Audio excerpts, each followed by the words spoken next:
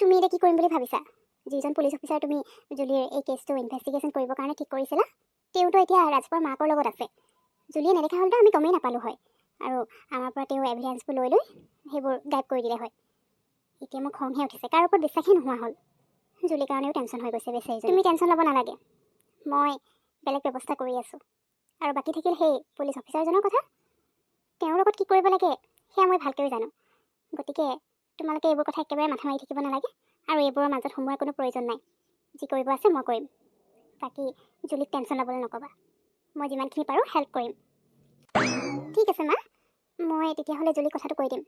Thank you so' মাছ মা, তুমি মোক ইমানখিনি হেল্প কৰি দিছা, তাকো জুলিৰ কাৰণে। বাৰু হ'ব দিয়া, মই তেতিয়াহ'লে জুলিৰ ওচৰলৈ যাওঁ। ঠিক আছে হ'ব, মোৰো কাম অলপ আছে, মই ওলাই যাওঁ। তুমি বেছি দেৰি নকৰিবা, আৰু যিমান পাৰে এইবোৰৰ পৰা আঁতৰি থাকিবা তোমালোক দুইজনীয়ে, কাৰণ তোমালোকে এইবোৰৰ বিষয়ে ভালকৈ নাজানা, কোনে কি খেল খেলি আছে। গতিকে এই কেছটো কেনেকৈ হেণ্ডেল কৰিব পাৰোঁ সেয়া মোক হেণ্ডেল কৰিবলৈ দিয়া।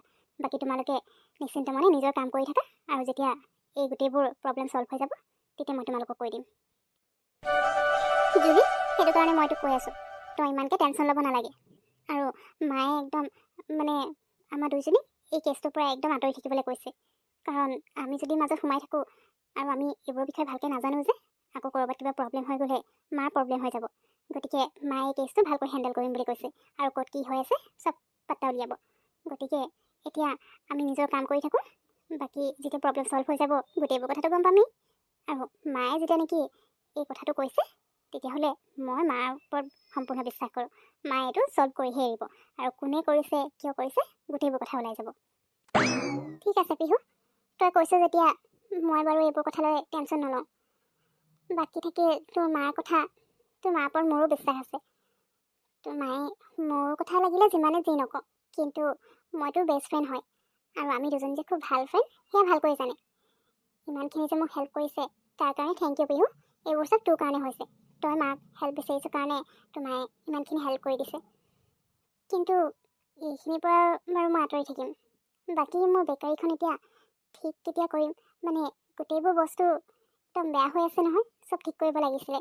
তাৰ কাৰণে মোক টকাৰো প্ৰয়োজন হ'ব, ক'ৰ পৰা কি মেনেজ কৰিম মই সেইটোহে ভাবি পোৱা নাই। সেইটো কাৰণে মই আছোঁ নহয় জুলি। আৰু তই পইচাৰ কথা একেবাৰে চিন্তা নকৰিবি, তোক যিমান টকা লাগে মই দিম, মোৰ পৰা যিমানখিনি মই পাৰোঁ। আৰু এতিয়া বৰ্তমান তই যিখিনি একদম কৰিব লগা সেইখিনিহে ঠিক কৰি ল।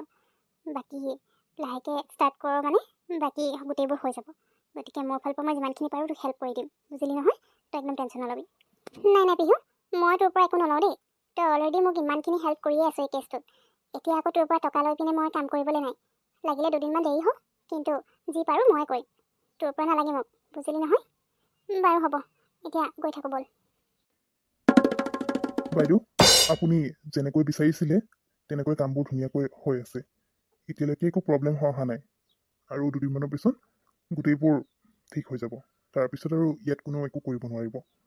গতিকে আপুনি কোৱা মতে মই সকলোখিনি কৰি দিলোঁ। ঠিক আছে, থেংক ইউ ছ' মাছ ইমানখিনি মোক হেল্প কৰি দিয়াৰ কাৰণে। বাকী মই আপোনাক যেনেকৈ কথা দিছিলোঁ তেনেকৈয়ে হ'ব। এইটো লওক আপোনাৰ পাবলগীয়াটো। মা, ইমান ৰাতিখন মায়ে ইয়াত এই পুলিচ অফিচাৰজনৰ লগত কি কথা পাতিছে? আৰু মাৰ হাতত পইচা যে? মোৰতো মাৰ ওপৰত ডাউটেই হৈছে। আচলতে মায়ে কি কৰি আছে একো ধৰিব পৰা নাই। কেনেবাকৈ জুলিয়ে মোক যিটো কথা কৈছিলে সেই কথাটো সঁচাটো নহয়? যদি সেই কথাটো সঁচা হয় মই বাৰু জুলিৰ আগত কেনেকৈ মুখ উলিয়াম? নাজানো, যেতিয়ালৈকে একদম প্ৰুফ নাপাওঁ ভালকৈ মই একো ক'ব নোৱাৰোঁ। কিন্তু এই পুলিচ অফিচাৰজনৰ লগত মায়ে কি ডিল কৰিছে সেয়া মই উলিয়াবই লাগিব। থেংক ইউ বাইদেউ, আপুনি আপোনাৰ কথা ৰাখিছে। ঠিক আছে, এতিয়া মই আহিছোঁ। দুদিনৰ পিছত মই আপোনাক বাকী খবৰখিনি জনাই দিম, আৰু যেতিয়া এই প্ৰব্লেমটো একেবাৰে ছল্ভ হৈ যাব সেইদিনা মই আপোনাক জনাম। আৰু মোক সৰুকৈ পাৰ্টি এটাও লাগিব, সেয়াটো আপোনাক আগতীয়াকৈ কৈছোঁ। গতিকে আপুনি সেইটো মনত ৰাখিব। বাকী থাকিল মোৰ কাম, সেইখিনি মই এবাৰ হাতত লোৱা সেই কামটো কমপ্লিট কৰা। গতিকে সেইটো লৈ আপুনি টেনশ্যন কৰি ঠিক আছে, নাথাকিব। সেইটো কথা আপুনিও চিন্তা নকৰিব। আপুনি মই বিচৰা মতে মোৰ কামখিনি কৰি দিওঁ, আৰু আপুনি যি বিচাৰিছে সেয়া পাই যাব। এতিয়া ইয়াৰ পৰা যাওক, কোনোবাই দেখিলে প্ৰব্লেম হৈ যাব। থেংক গড, কামবোৰ মই ভবাৰ দৰেই হৈ আছে।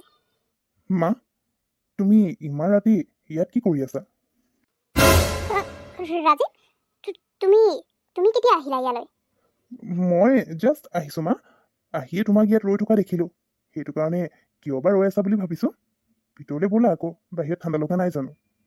আৰু ইয়াৰ পৰা কোনোবা এজন ওলাই যোৱাৰ দৰে লাগে। কোনোবা আহিছে নেকি মা? আহিছিল। ডেলিভাৰী বয় এজন আহিছে পাৰ্চেল এটা দিবলৈ। একচুৱেলি পাৰ্চেলটো মানে বেলেগৰ আছিল। তেওঁ ভুলতে ইয়ালৈ আহিলে। তাৰপিছত মই মোৰ নহয় বুলি ক'লোঁ যে, তেতিয়া ইয়াৰ পৰা গুচি গ'ল। সেইটো কাৰণে আহিছিলোঁ বাহিৰলৈ একচুৱেলি। নহ'লেনো ইমান ৰাতি বাহিৰত কি কৰি থাকিম মই? ব'লা ভিতৰলৈ যাওঁ। আচ্ছা, ডেলিভাৰী বয়। তাকে মই ভাবিছোঁ ইমান ৰাতিখন আৰু কোননো আহিব। ডেলিভাৰী বয়টো 9টালৈকে কাম থাকে। এতিয়াতো 9:30 বাজিছে। ইমান দেৰিলৈকে তেওঁলোকে ছাৰ্ভিচ দি আছেনে? বাৰু, তুমি যোৱাচোন, মই আহি আছোঁ। কল এটা কৰিব আছে। ঠিক আছে, সোনকালে আহা দেই। তোমাৰ কাৰণে ৰৈ আছোঁ। ডিনাৰ কৰাই নাই নহয়, একেলগে কৰিম বুলি। গতিকে দেৰি নকৰিবা। ঠিক আছে মা, তুমি যোৱা, মই আহি আছোঁ। মায়ে ইমান মিছা কথা কৈ দিলে মোক। ডেলিভাৰী বয় আহিছিলে হেনো। পুলিচ অফিচাৰজনক ইয়াৰ পৰা যোৱা মই নিজেই দেখিলোঁ। কিন্তু সেই কথাটো মাক কৈ দিলে মানে মায়ে যি কৰি আছে সেয়া মই কেতিয়াও জানিব নোৱাৰিম। কাৰণ মায়ে আৰু সতৰ্ক হৈ যাব। কাৰণ মই গম পাই গ'লোঁ বুলি ক'লে মায়ে ভয় খাই যাব। গতিকে মাক মই এতিয়া একো নকওঁ। আচলতে কি কৰি আছে সেয়া সম্পূৰ্ণকৈ মই জানিবই লাগিব। আৰু সেইটো কাৰণে এতিয়া তেওঁক যে মই সেই পুলিচ অফিচাৰজনৰ লগত কথা পতা দেখিলোঁ আৰু টকা দিয়ে দেখিছোঁ, সেই কথা বৰ্তমানৰ কাৰণে মই মাক গম পাব দিব নালাগিব। বাকী জুলিয়ে কোৱা কথাবোৰৰ যদি অলপো সঁচা হয় আৰু অলপো যদি মা সেই কামটোৰ লগত জড়িত আছে, তেতিয়াতো কথা বেয়া হৈ যাব।